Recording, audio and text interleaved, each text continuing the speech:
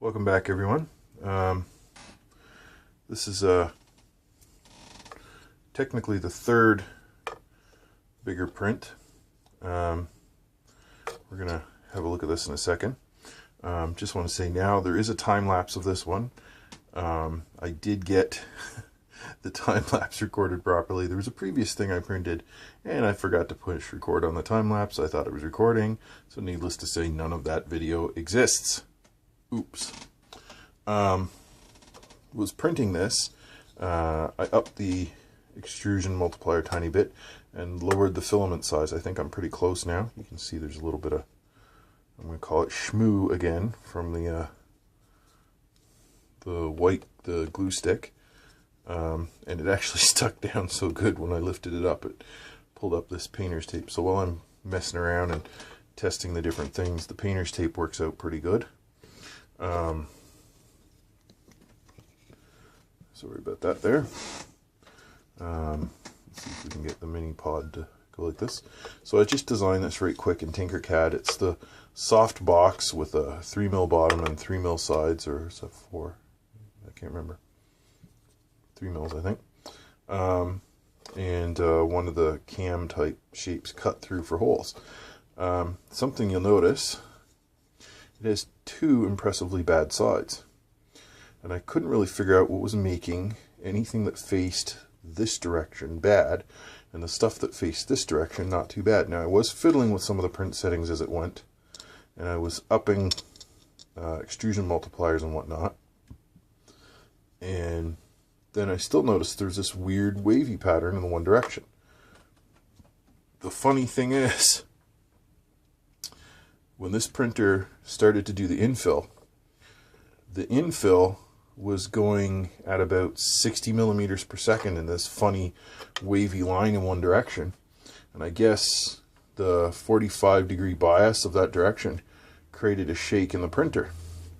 Not only did it create a shake in the printer, it created a shake in this deep freeze. The whole deep freeze was shaking. So yeah, there's a little bit of mass in this print bed, and the speed of that head when it was doing that 60 millimeters per second infill. Otherwise, it's things that's, hope this will focus here on it. Maybe it will, maybe it won't. You'll see that hopefully you can see, the top layers, I print 3, they're really good. Like, they're actually might be a tiny bit better than my Fabricator Mini. So if I can get the sides figured out, if it was just I went too fast, slow it down so that the whole thing prints like this spot right here. This is actually pretty good. There's a little bit of that, I don't know what you call it, I guess we'll just call it ringing for now. That would be great. There was a little bit of bridging at the top of these, not too bad, but you can see it kind of, yeah, they kind of melted down a little bit, but for the most part they worked pretty good. But when it started going between the different jobs, you can actually tell where the shakes changed. If you look at it, as the pattern of the print changed, the shaking changed. So there's definitely some resonance or something in here. One thing also, when it's printing at some of the other speeds, there's a particular speed when it was printing that my wife said it sounded like Stormtrooper blaster fire. You know, like the little sounds the belts and the motors were making, and it sounded like there was stormtroopers and little robots over here, and so oh, she was just telling me R2-D2 and stormtroopers, and it really kind of did sound like that. It sounded like there was some sort of Star Wars movie playing over here when we were over on the couch. But anyhow, that's the update of this. I will upload the I'll upload the time lapse of that, and it'll either be up here or down in the description. But yeah, there's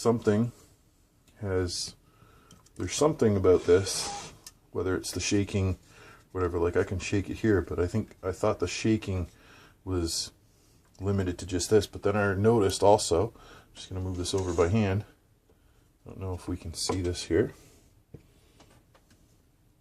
the X carriage has become loose again, so I'm going to have to print that. So that might have been part of it too. Yeah, here we go.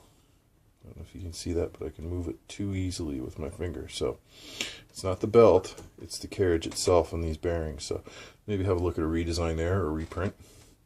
The other thing we're going to have a look at, I'm going to move that blast shield for the air. And I'll knock that light over. Is the